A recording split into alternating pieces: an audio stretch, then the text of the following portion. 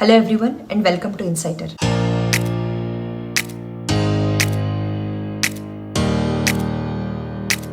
Every year India నుంచి masters చేయడం కోసం అలాగే ఐటీ జాబ్స్లో జాయిన్ అవ్వడం కోసం యూఎస్ వస్తున్న వాళ్ళ సంఖ్య ట్రెమెండస్గా పెరుగుతూ వస్తుంది. ఇవాళ మన వీడియోలో ఆఫీస్ ఎటికెట్కి సంబంధించిన కొన్ని ఇంపార్టెంట్ విషయాలు తెలుసుకుందాం.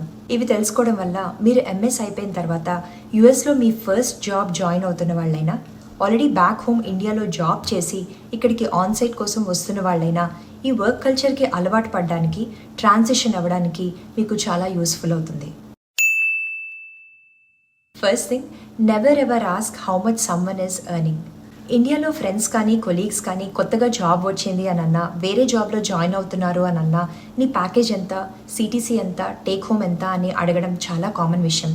కానీ ఇక్కడ అది కామన్ కాదు. అంటే ఇద్దరు ఒకే కంపెనీలో డెవలపర్స్గా పనిచేస్తున్నా ఒకరికి వచ్చే శాలరీ వేరే వాళ్ళకి వచ్చే శాలరీతో చాలా డిఫరెంట్ ఉండొచ్చు. It all depends on the negotiation that happens during the interview. అలా ఎవరినైనా మీ శాలరీ ఎంత అని అడగడం వల్ల జనరల్గా అఫెండ్ అవుతారు. అండ్ కొంతమంది ఏంటంటే చాలా ఓపెన్గా స్ట్రైట్ ఫార్వర్డ్గా I'm not comfortable revealing it అని చెప్పేసే అవకాశాలు కూడా ఉంటాయి.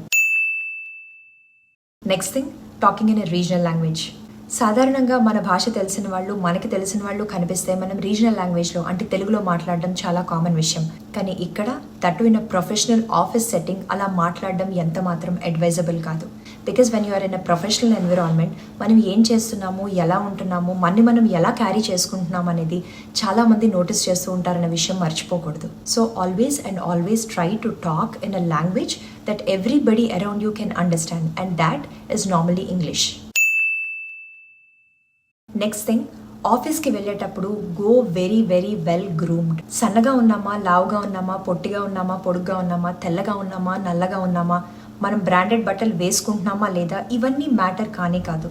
All that matters is how presentable you are. అంటే లెట్స్ సే ఈ రోజు ఈ టైంకి మీ ఫేవరెట్ హీరోనో, హీరోయిన్నో, క్రికెట్ స్టార్నో, సెలబ్రిటీనో కలవడానికి వెళ్తే మీరు ఎంత ప్రిపేర్డ్గా, ఎంత ప్రెజెంటబుల్గా, ప్లెజెంట్గా రెడీ అయి వెళ్తారో ఆఫీస్కి అలా వెళ్ళడం చాలా ముఖ్యం. Because how well groomed and presentable you are going to office will have a lot to say about how professional you are.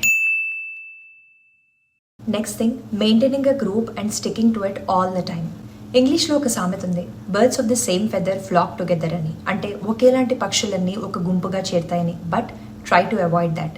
Office hours అయిపోయిన తర్వాత లేకపోతే ఇంటి దగ్గర వీకెండ్స్ ఇలాంటి టైం అంతా ఓకే, కానీ especially when you are in a professional environment, it is not advisable to stick to one group all the time. We are in a different country whose culture is very different from what we have seen in India. And ఆ culture గురించి, people గురించి, వాళ్ళ interest గురించి మనకి తెలియాలి అని అంటే first thing మనం వాళ్ళతో మాట్లాడాలి, ఇంటరాక్ట్ అవ్వాలి. అలా ఇంటరాక్ట్ అయినప్పుడే వాళ్ళ గురించిన ఎన్నో విషయాలు మనకి తెలుస్తాయి. That will help us bond with people and it will help you go a long way in your career and in your life as well. Next important thing, never ever talk anything bad about your country or your fellow countrymen. It will have a very negative impression. ఈ విషయానికి సంబంధించిన personal experience share చేయాలి అని అంటే, నేను జాబ్లో join అయిన కొన్ని ఇయర్స్కి క్లయింట్ విజిట్ అప్పుడు అందరం కలిసి టీమ్ లంచ్కి వెళ్ళాం.